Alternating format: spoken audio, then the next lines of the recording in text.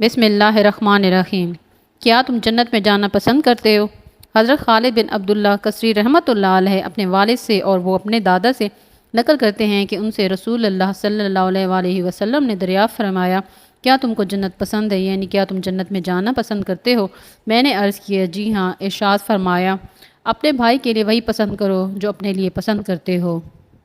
تمام مسلمانوں کو مبارک ہو اس مہینے کی جس میں قرآن نازل ہوا، جس میں شیاطین کو قید کر دیا جاتا ہے، جس میں نفل کا ثواب فرض کے برابر ہے، جس میں جہنم کے دروازے بند کر دیے جاتے ہیں، جس میں جنت کے دروازے کھول دیے جاتے ہیں۔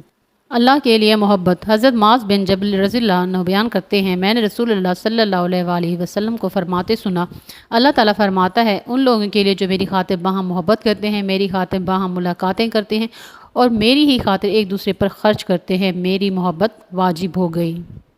سخت مشکل اور پریشانی کی دعا۔ نبی اکرم صلی اللہ علیہ وآلہ وسلم کو جب کوئی کام سخت تکلیف اور پریشانی میں ڈال دیتا تو آپ صلی اللہ علیہ وآلہ وسلم یہ دعا پڑھتے، یا حی یا قیوم برحمتک استغیث، اے زندہ اور ہمیشہ رہنے والے، تیری رحمت کے وسیلے میں تیری مدد چاہتا ہوں، دنیا میں ہی معاف کروا لے۔ رسول اللہ صلی اللہ علیہ وآلہ وسلم نے ارشاد فرمایا، اگر کسی شخص کا ظلم کسی دوسرے کی عزت پر ہو یا کسی طریقے سے ظلم کیا ہو تو آج ہی اس دن کے آنے سے پہلے معاف کرا لے جس دن نہ دینار ہوں گے نہ درہم ہوگا۔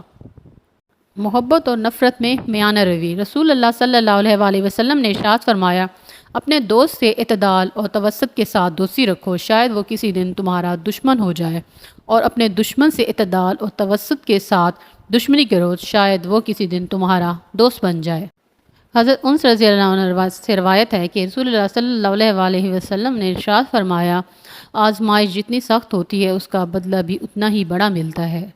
جب رسول اللہ صلی اللہ علیہ وآلہ وسلم نے حضرت معاذ کو یمن کا حاکم بنا کر بھیجا تو ارشاد فرمایا، مظلوم کی بد دعا سے ڈرتے رہنا، کیونکہ مظلوم کی فریاد اور اللہ تعالیٰ کے درمیان کوئی پردہ حائل نہیں ہے۔ رسول اللہ صلی اللہ علیہ وآلہ وسلم نے فرمایا، کچھ لوگ ان گناہوں کی وجہ سے جو انہوں نے کیے ہوں گے بطور سزا آگ انہیں جھلس دے گی، پھر اللہ اپنے فضل و رحمت سے انہیں جنت میں داخل فرمائے گا، انہیں جہنمی کہا جائے گا۔ ہر چیز ہمیں ملنے کی نہیں ہوتی، کچھ چیزیں خوبصورت دھوکہ اور بدترین شر بھی ہوتی ہے۔ اللہ کریم سے کسی چیز کے نہ ملنے پر بدگمان نہیں ہونا چاہیے۔ اگر ابھی تک آپ نے میرے چینل کو سبسکرائب نہیں کیا تو پلیز سبسکرائب کر کے بیل آئیکن کو آن کر دیں۔ اللہ حافظ۔